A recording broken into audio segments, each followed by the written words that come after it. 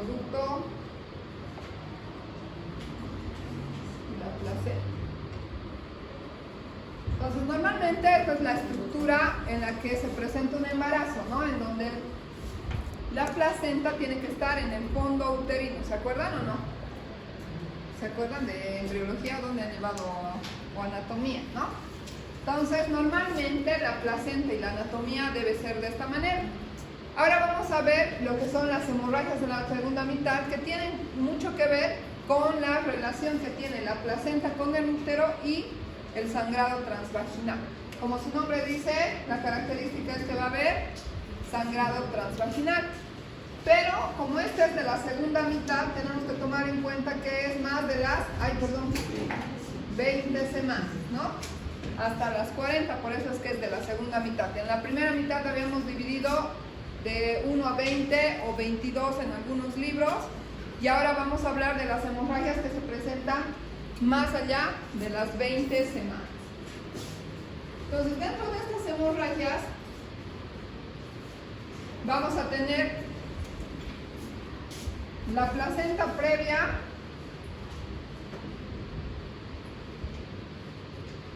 el DPPNI. ¿Qué es el DPPNI, saben? Desprendimiento prematuro de placenta normo incesto. Placenta previa de DPPNI, rotura uterina, basa previa, que es menos frecuente, y rotura del seno marginal.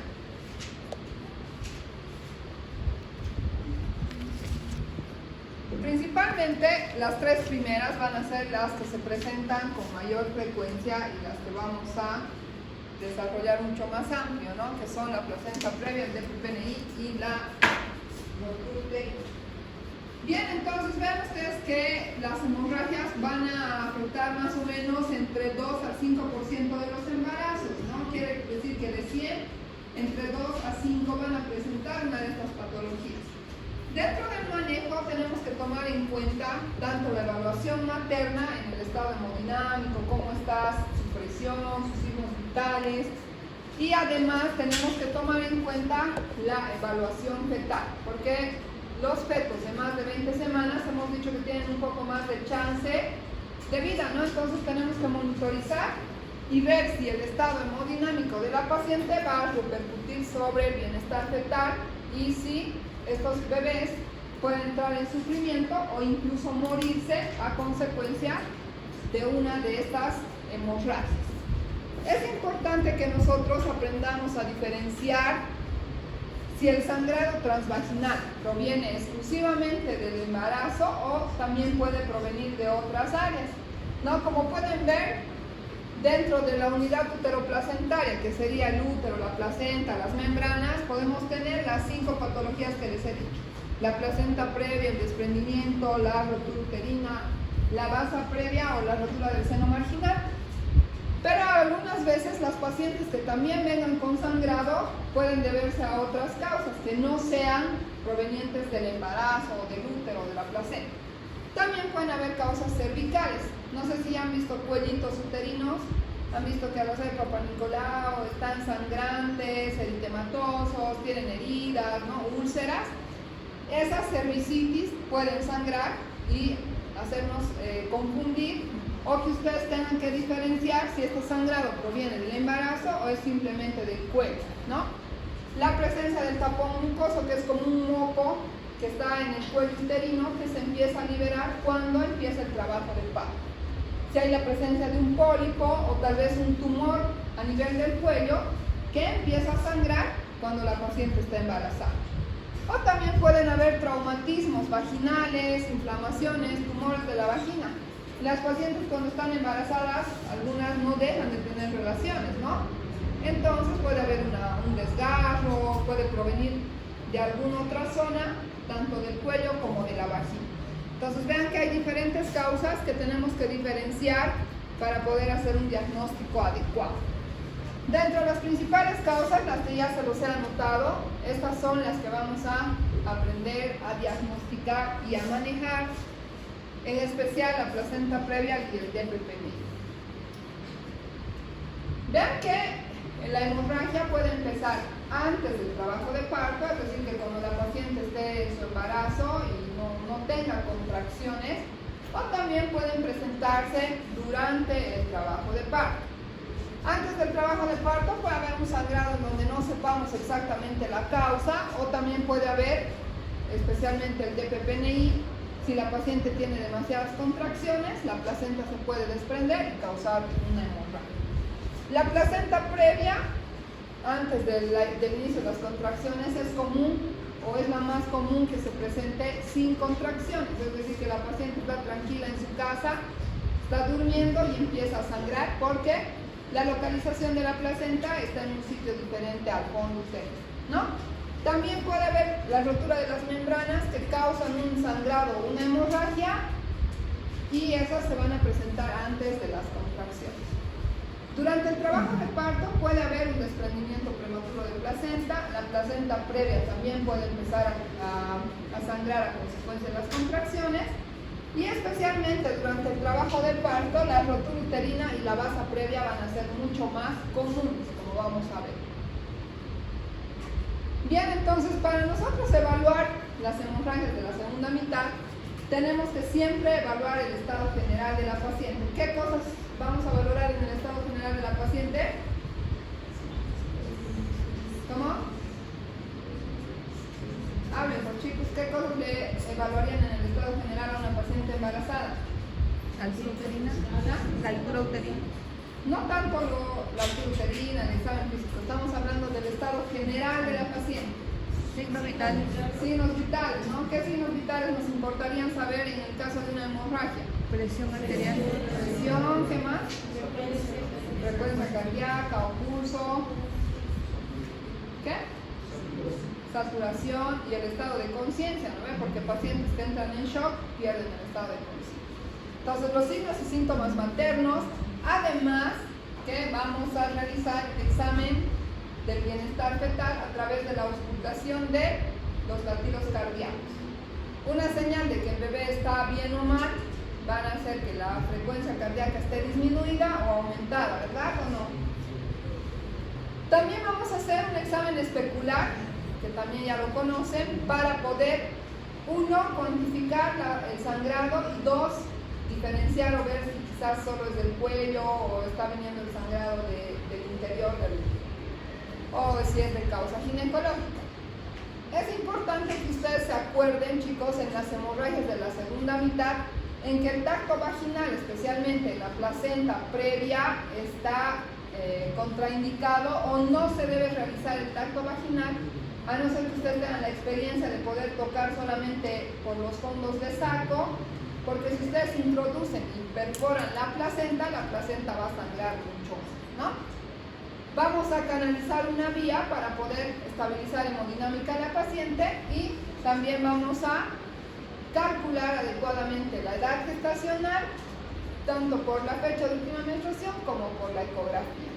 Entonces vean que hay diferentes causas ginecológicas, como ya habíamos visto: erosiones cervicales, puede ser heridas en el cuello que con las relaciones han sangrado, pólipos, cáncer, cuerpos extraños, laceraciones, varices y demás, ¿no? Entonces, vamos a nosotros diferenciar o diagnosticar a través de las características de la hemorragia. Van a ver que cada patología tiene cierta diferencia, igual que en la amenaza o el embarazo ectópico. ¿Se acuerdan que había diferencias en el color del sangrado? Igual en las hemorragias de la segunda mitad existen diferencias de las características de la hemorragia que nos hacen diferenciar de una placenta previa de un DPPNI.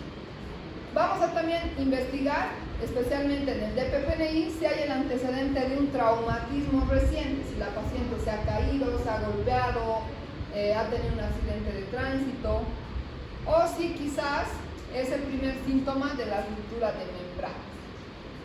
Vamos a realizar también nosotros, como en las hemorragias de la primera mitad, la ecografía en la segunda mitad, tanto para evaluar la causa del sangrado como para evaluar la vitalidad fetal, la localización de la placenta, dónde está el cordón umbilical, hacerle un perfil biofísico, una ecografía Doppler para evaluar la hemodinamia del feto y también estimar la edad y la anatomía fetal.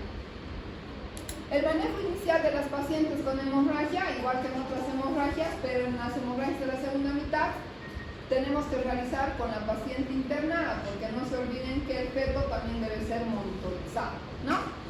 Si la paciente está con un sangrado moderado o incluso escaso, vamos a poner una vía venosa permeable para poder administrar los medicamentos. Vamos a hospitalizar a la paciente de acuerdo al riesgo. Si la paciente es de leve a moderado riesgo, quizás se pueda quedar en un segundo nivel, pero aquellas pacientes que estén descompensadas o tengan embarazos pretérminos, tendrían que ustedes enviar a un nivel de alta complejidad, ¿no? Que sería el tercer nivel.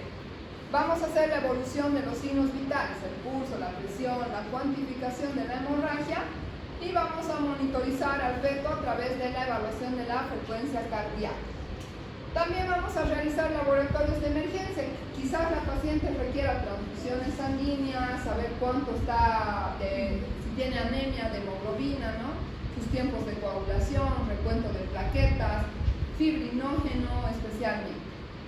Bien, entonces ahora vamos a ir a definir cada una de las patologías y vamos a empezar con la placenta previa. Como su nombre dice, la placenta se va a ubicar previo a la presentación. Normalmente la cabeza está ahí, ¿no? Cuando van a nacer el bebé. Si la placenta estuviera ahí, no hubiera ningún problema y el bebé nace por un parto normal. Pero en este caso, la placenta va a anteceder a la presentación. Puede ser obstruyendo totalmente el canal o parcialmente, como vamos a ver, hay diferentes clasificaciones. Pero la característica de la placenta previa es que la placenta se va a insertar en el segmento inferior, es decir, que por alguna patología previa, cicatriz uterina, legrados, múltiples factores de riesgo, la placenta, en vez de fijarse en la parte superior, como normalmente debería fijarse, lo va a hacer en la parte inferior. Entonces no va a haber esta placenta acá, ¿no? La placenta va a estar ahí. Entonces, la placenta previa se va a clasificar de acuerdo a su relación con el orificio cervical. Se va a definir a la placenta previa como la inserción total o parcial de la placenta en el segmento inferior por delante de la presentación. Puede ser pélvica, transversa, cefálica, no exclusivamente cefálica, pero se va a insertar por delante de la presentación. Tiene una incidencia del 0,5 al 1%, es decir, que de 100 pacientes, entre una o dos van a tener placentas previas, ¿no? Y es una complicación debido a que, obviamente, ustedes saben que en el mecanismo del trabajo de parto, primero tendría que salir el bebé, ¿no? Y después la placenta, pero imagínense si primero se sale la placenta, ¿qué le pasaría al bebé? Si primero se sale la placenta, ¿qué le va a pasar al bebé? Se muere, ¿no? ¿Por qué? Porque el bebé depende de la sangre que le brinda la placenta. Entonces, por eso es que en el trabajo de parto normal o fisiológico, primero sale el bebé, se corta el cordón y luego la placenta sale. Pero en este caso, si nosotros tendríamos un parto, se saldría primero la placenta y el bebé no tendría chance de seguir viviendo, ¿no? Entonces, ya les había explicado alguna vez que este segmento es más delgado, se adelgaza más fácil, tiene menos cantidad de vascularización, es de menor grosor, entonces se considera mayor riesgo debido a que esta inserción anómala de la placenta hace que los mismos vasos de la placenta migren hacia las estructuras vecinas y dan lugar o pueden dar lugar a lo que es el atletismo placentario. Entonces esta se va a insertar hacia el músculo y muchas veces esta adherencia normal que no se despega fácilmente pone en riesgo a la vida de la mujer, porque si nosotros intentamos extraer vamos a causar una hemorragia masiva, ¿no? En el tercer trimestre este segmento hemos dicho que se va a elongar, ¿no? Cada vez que aumenta más el tamaño del útero, este segmento se hace mucho más delgado, por lo que el sangrado sangrado va a ser mucho mayor en esta zona. Entonces vean que se va a clasificar la placenta previa de acuerdo a la relación que tenga con el orificio cervical. El orificio cervical va a ser el orificio cervical externo y el orificio cervical interno. Entonces, este es el que está afuera y el que ustedes ven o tocan al hacer el tacto, y este es el orificio interno.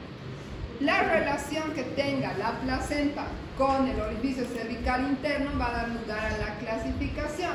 Y como ustedes pueden ver, se va a clasificar en oclusiva total cuando la placenta vaya de un lado hacia el otro, obstruyendo completamente el orificio.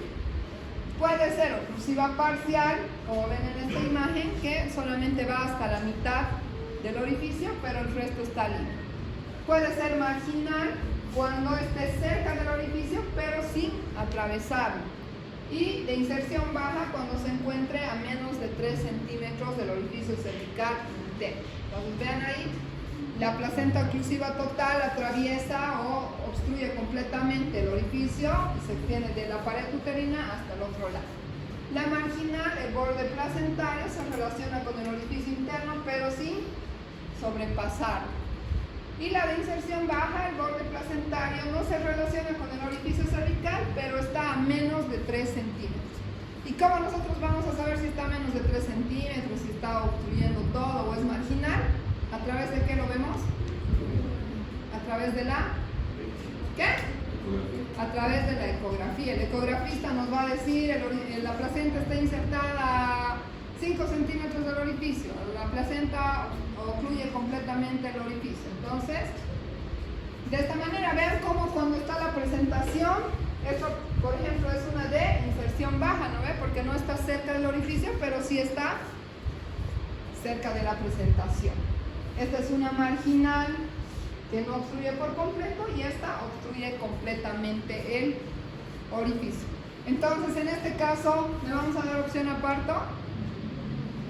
No, ¿verdad? Esta es una indicación absoluta de cesárea. En este caso, ¿no? ¿Cesárea también? Y en este caso, podríamos darle opción a parto siempre y cuando no empiece a sangrar esa placenta, ¿no? Siempre monitorizando si la paciente ya ha tenido partos, viendo todas esas características. Entonces, se presenta alrededor del 0,5% del total de los partos, como les había dicho, al 1%. Podríamos hacer ecotomografías o ya mismo con la ecografía se logra diagnosticar, ¿no? Si no da sangrado y la placenta es de inserción baja o oclusiva total, no se considera tan riesgoso, pero siempre hay que estar atentos a ver si sangra o no. La mortalidad, y si el sangrado es masivo, junto a la coagulación intravascular diseminada, es muy frecuente debido a que se pueden consumir los factores de coagulación secundarias al sangrado por la placenta previa. Vean que existen varios factores de riesgo asociados a que la placenta se inserte ahí abajo, ¿no? Porque normalmente debería insertarse ahí arriba. Puede ser la presencia de cicatrices uterinas, si la paciente ha tenido antecedentes de legrados, aspirados, cirugías de mioma, si ha tenido una conización. Ya les había explicado alguna vez que la conización es un corte en el cuello para sacar lesiones precursoras de cáncer o cervicitis, ¿no? Entonces, si la paciente tuvo estos procedimientos, es más probable que la placenta se vaya a pegar en esos sitios. Los embarazos gemelares, antecedentes de placenta previa ya en anteriores embarazos, malformaciones fetales que condicionan a que la placenta se fije más abajo y no donde debería fijarse. Entonces, exactamente se desconoce el motivo por el cual la placenta se fija ahí abajo, pero se supone que el tejido trofoblástico, mejor dicho, tiene menor superficie de inserción en esa zona del segmento uterino. Por este motivo existe una perturbación de la irrigación, o sea, no tiene la irrigación que debería tener en el fondo, que es grueso y que permite mayor intercambio de sangre. Entonces, igual aquí solamente es un resumen de los factores de riesgo. Si tienen cicatrices uterinas, o sea, las pacientes con cesárea previa, 2 cesáreas previas tienen más riesgo. Las pacientes de más de 35 años, porque seguramente ya han tenido muchos abortos, embarazos, ¿no? La multiparidad, los antecedentes de legrados, el tabaquismo también está relacionado con que la placenta se pueda fijar ahí abajo, y los embarazos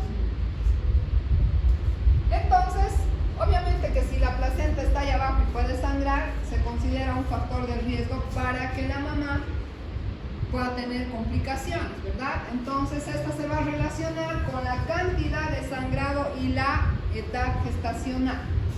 Si la placenta empieza a sangrar cuando el bebé es más chiquito, es decir, 30 a 31 semanas, va a tener mucho más riesgo de nacer prematuro, ¿verdad o no? Por simple lógica. Y además, la cuantificación de la hemorragia. Si tenemos escaso sangrado, al feto no le va a afectar, pero si tenemos una hemorragia masiva, el feto obviamente va a tener menos cantidad de llegada de sangre a su cuerpo. Dentro de las complicaciones maternas, como sabemos, si hay una hemorragia puede terminar en un shock hipovolémico, ¿no? Requerir transfusión sanguínea, podemos necesitar una cesárea de urgencia. Si la placenta está adherida normalmente o se está metiendo en las fibras musculares, vamos a seguramente terminar en una histerectomía por acretismo. Y en el bebé, como les dije, la prematurez y el sufrimiento fetal. Si el bebé empieza a tener menos sangre a causa del sangrado materno, va a empezar a tratar de compensar el bebé para llevar la sangre al cerebro, a los riñones, a los órganos importantes, y el corazoncito del bebé empieza a bombear más de lo que debería, ¿no? En vez de que le llegue 1 litro, con cuarto litro el bebé trata de sobrevivir y al final el corazoncito se agota y llega a morir, ¿no? Entonces ese es el mecanismo fisiopatológico por el cual las hemorragias pueden complicar con la muerte fetal al final del sangrado. Clínicamente la placenta previa se va a presentar, y esto es lo que ustedes se tienen que memorizar y aprender muy bien, rojo rutilante, es decir que va a ser un sangrado rojo, como ustedes cuando se cortan algo, se cortan el dedo, sangra rojo fresco, ¿no ven? Eso quiere decir rojo rutilante. La característica de la placenta previa es que es indolora. Como les decía, la paciente está durmiendo, se da cuenta al día siguiente que había sangrado, ¿no? Entonces no le causa dolor o no hay dolor previamente al sangrado transvaginal. Va a ser de comienzo insidioso, es decir, de la nada puede ser que empiece a sangrar.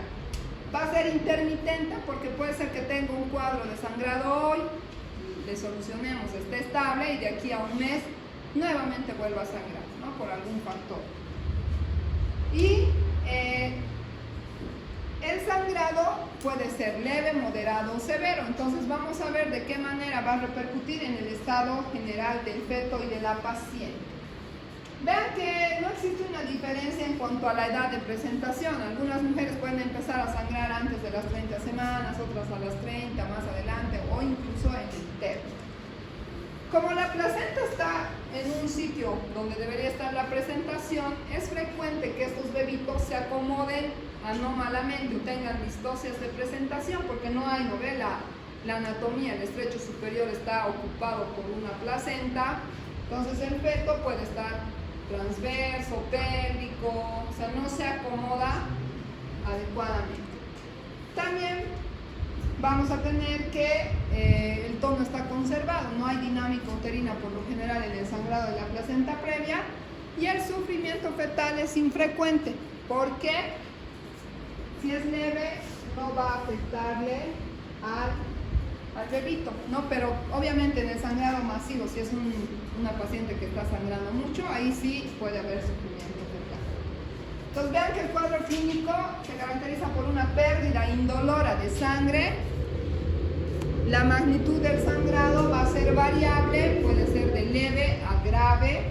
El curso va a ser reincidente, les he dicho que se puede presentar varias veces en el embarazo.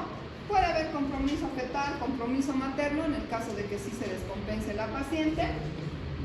Y si el primer episodio se presenta a edad temprana, es decir, no sé, 28, 25 semanas, la reincidencia va a ser muy frecuente y el riesgo perinatal es mayor, es decir, que en cualquier momento podría tener una hemorragia masiva y tendríamos que interrumpir el embarazo antes de que se nos complique o el feto se muera.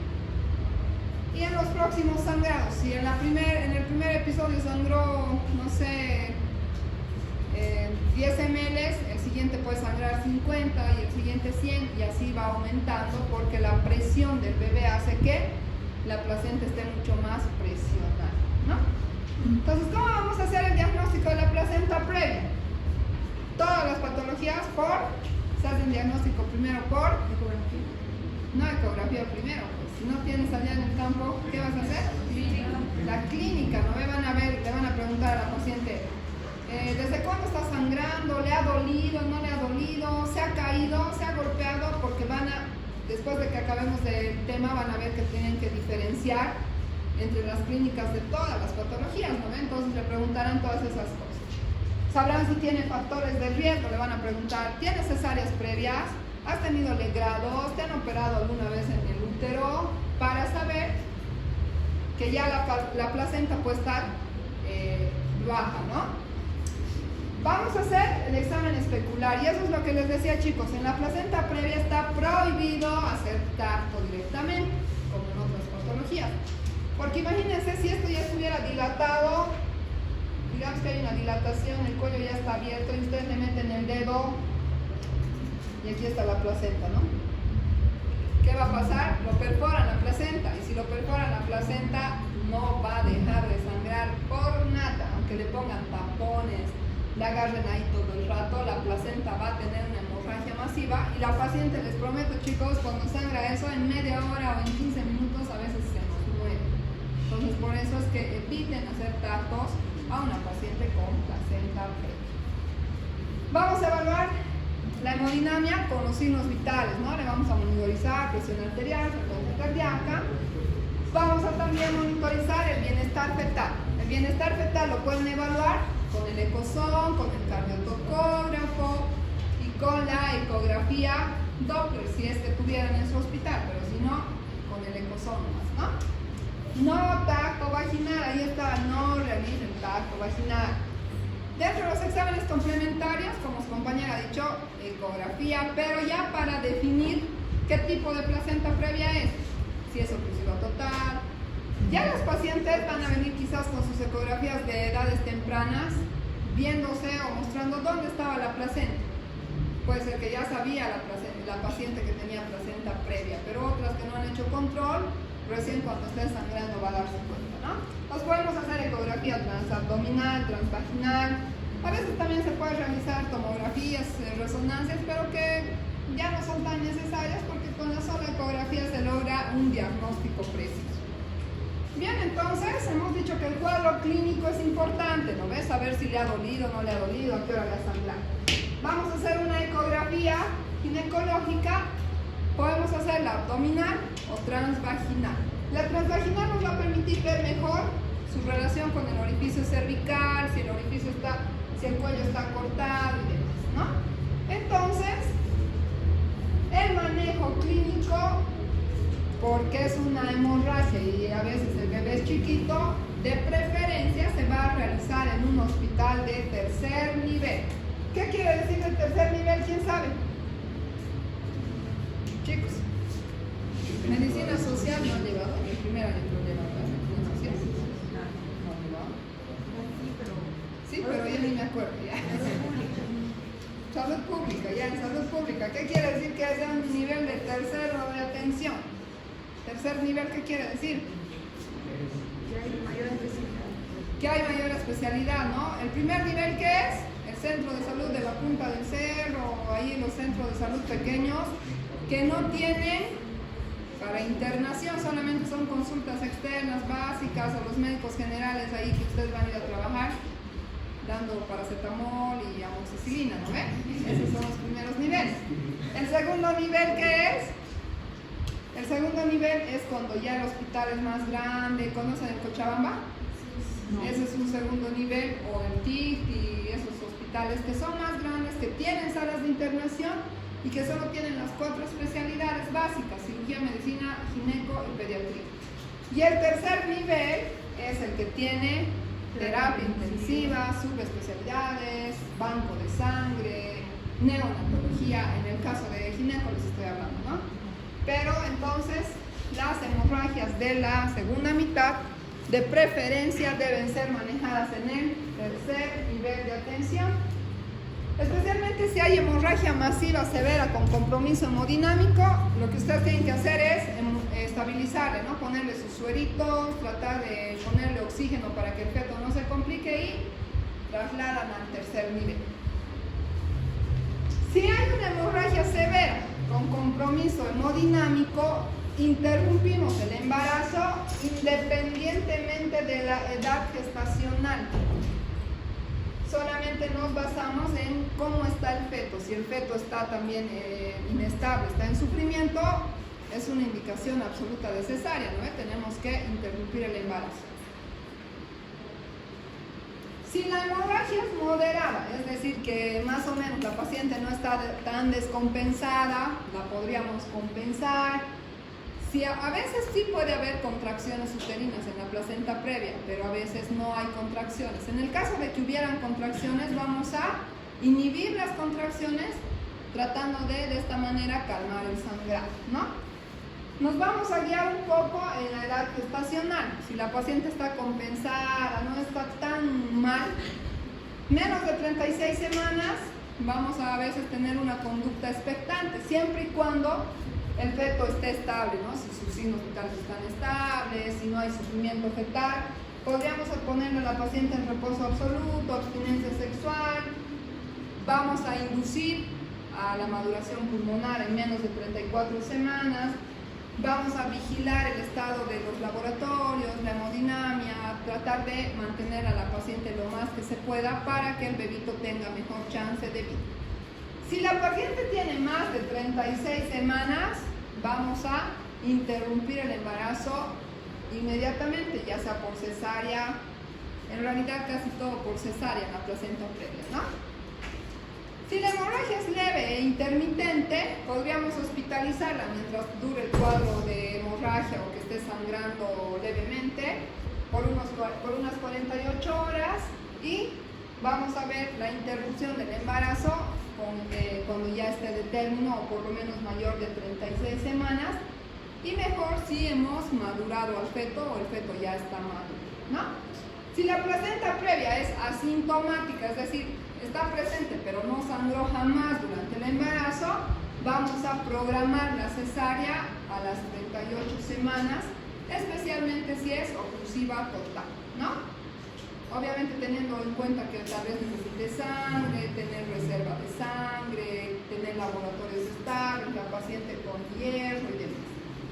Pues vean ustedes que en la ecografía, tanto abdominal como transvaginal, podemos ver, esta es la placenta y aquí también tenemos el cuello y vean que la placenta está hasta ahí abajito, ¿no? Entonces se puede hacer los dos tipos de ecografía, tanto la abdominal y la transvaginal.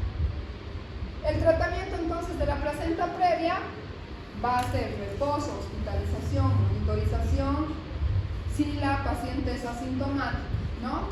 Y vamos a definir el momento de la interrupción.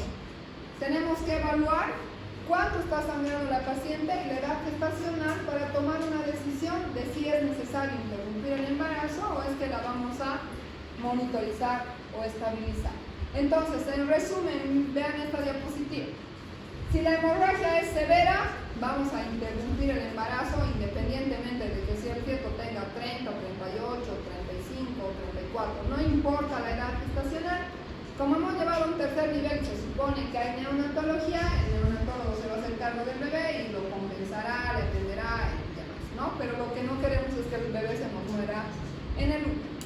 Si la hemorragia es moderada, vamos a evaluar si la paciente está estable, el feto no está en sufrimiento, quizás lo vamos a dejar unos días más en monitorización. Si necesita madurar, lo vamos a madurar y ya después interrumpimos el embarazo.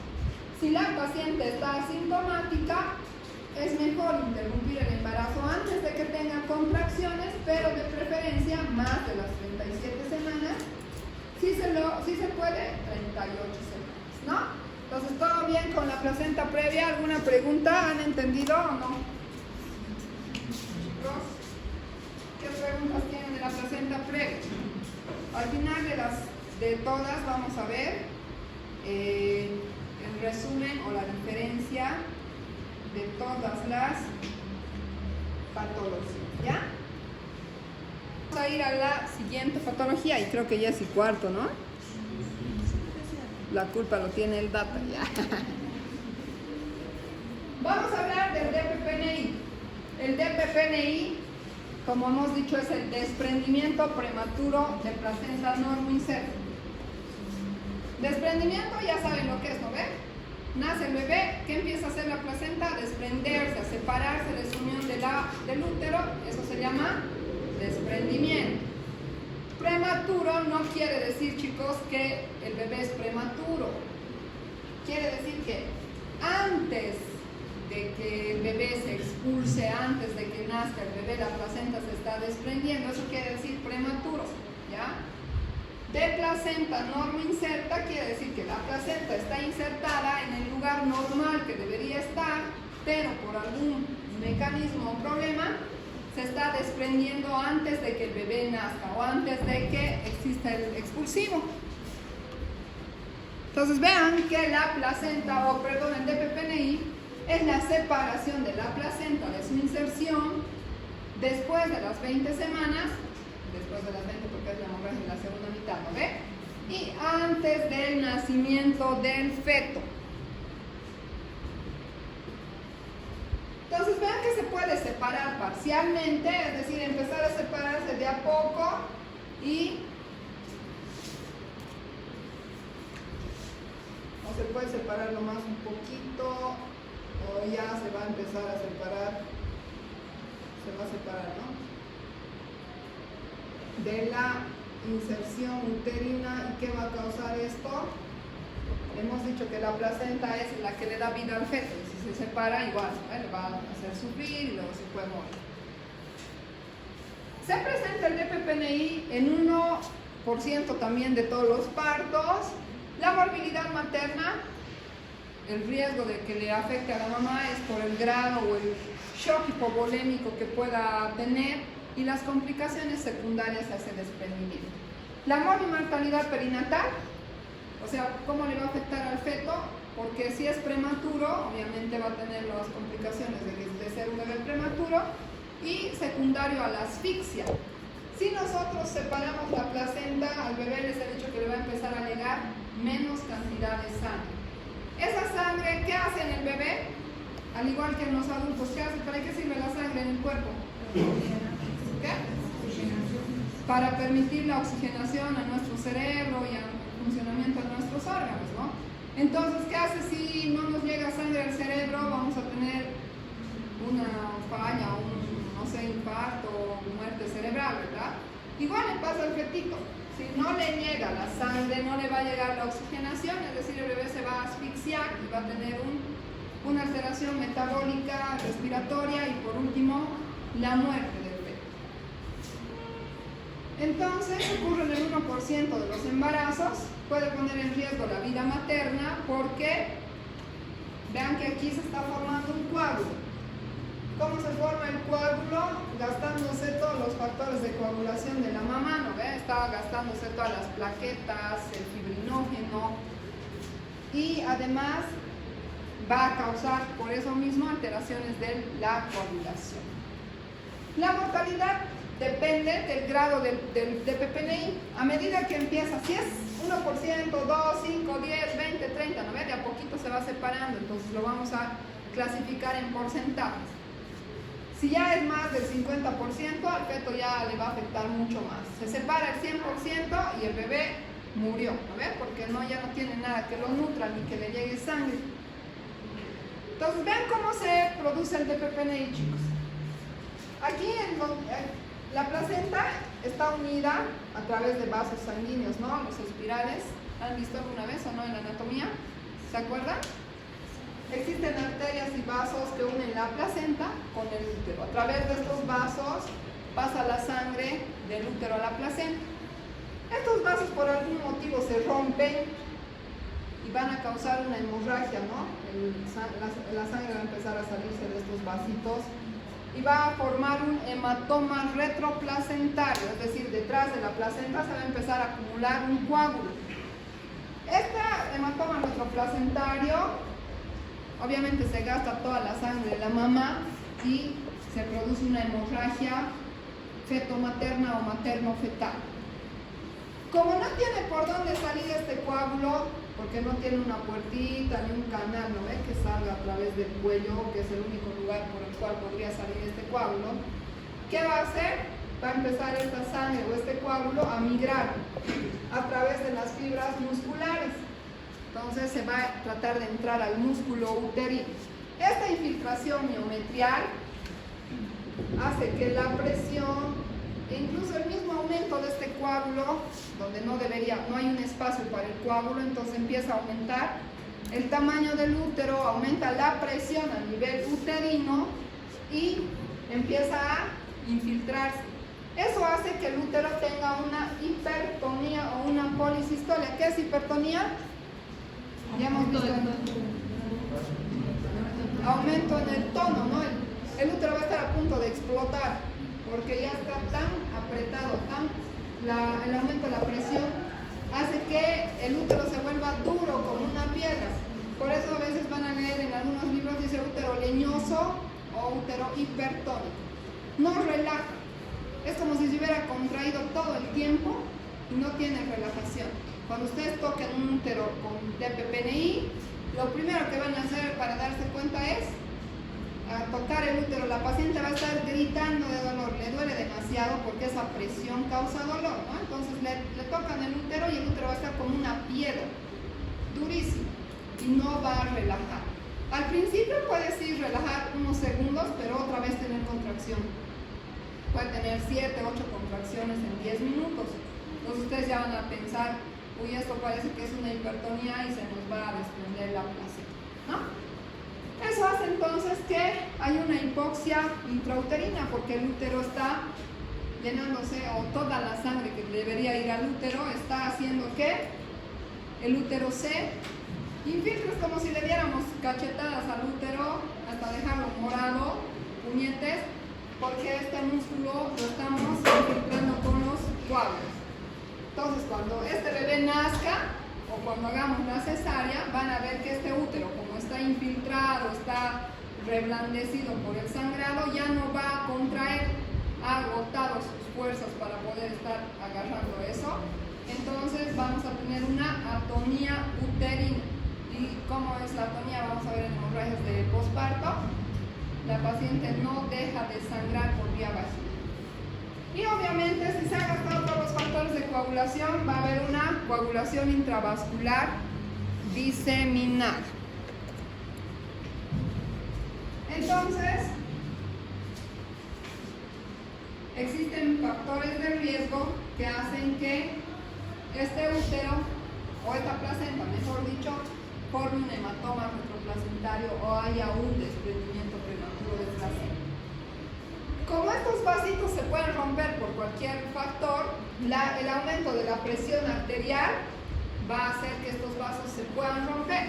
Entonces, si ustedes ven a una paciente con preeclampsia, trastornos del estado hipertensivo o enfermedades hipertensivas del embarazo, siempre piensen que puede tener un DPPNI, ¿ya? Porque esos vasos alterados en su anatomía hacen que pueda tener un DPPNI. La principal quizás causa y la más frecuente asociada al DPPNI va a ser los traumatismos abdominales. Por eso pregúntenle a la paciente, ¿te has caído? ¿Has tenido un accidente de tránsito? O siempre que una paciente tenga un accidente, no sé, se caiga de su propia altura, siempre se debe monitorizar, internar y evaluar, hacer una ecografía, monitorizar al feto, porque obviamente no se va a desprender en 5 minutos esto, ¿no?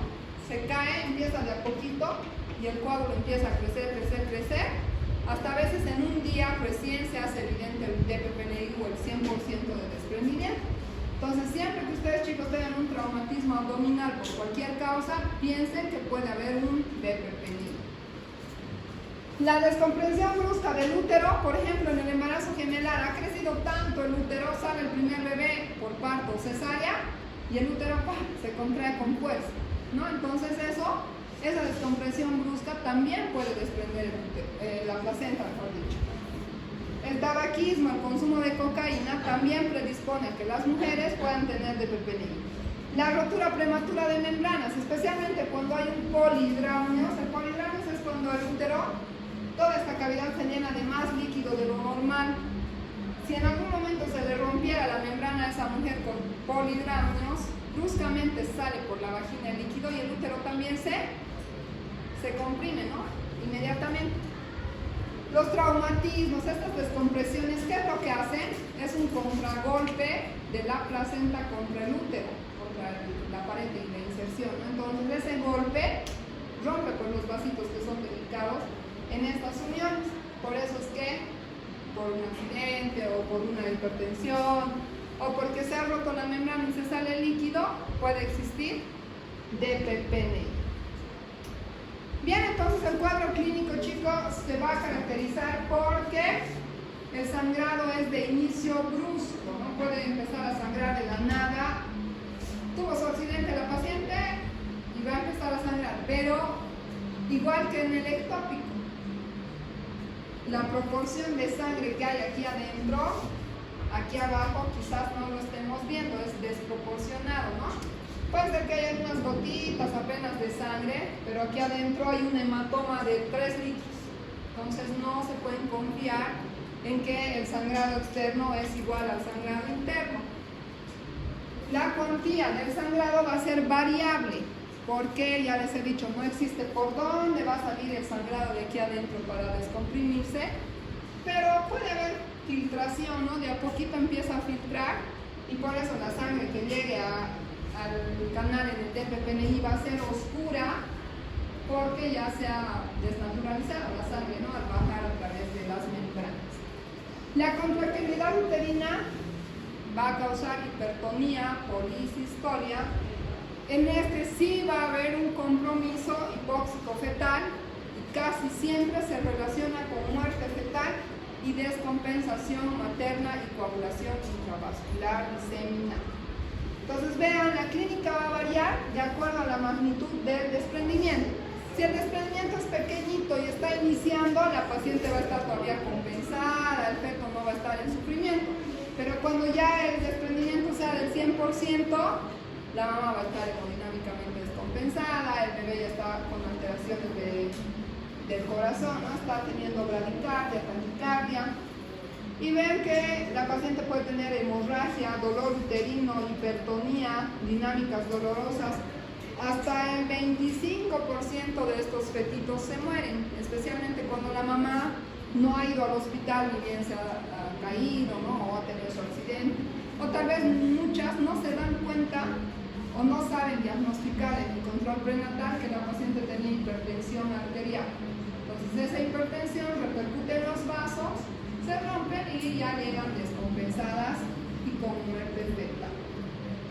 Entonces, en este caso, chicos, les digo que la ecografía muchas veces no nos muestra este coágulo enorme, o cuando es pequeñito ni se nota.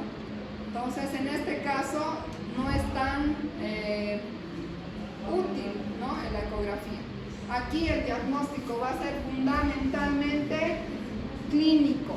Si nosotros vemos un útero hipertónico, leñoso, duro, la paciente está con dolor, con sangrado transvaginal escaso, o sea, vemos sangrado escaso, pero la paciente se está choqueando, ya vamos a pensar que ha habido un DPPNI, que el coágulo está pues enorme, ¿no? La ecografía sí nos va a ayudar a descartar placenta de inserción baja, por ejemplo, o a ver que no ha sido una placenta previa. Y también nos va a ayudar a evaluar la vitalidad fetal, especialmente con la ecografía doble, ¿no? Y solamente se visualiza en un 15%, imagínense el otro 75% que no vemos a través de la ecografía. Si se viera la ecografía, veríamos una imagen retroplacentaria, por refringente, un aumento del grosor de la placenta, y puede haber o no disección de las membranas de acuerdo al grado de organización del coágulo. Entonces, ¿cómo va a ser el tratamiento? ¿Cómo vamos a manejar estas pacientes?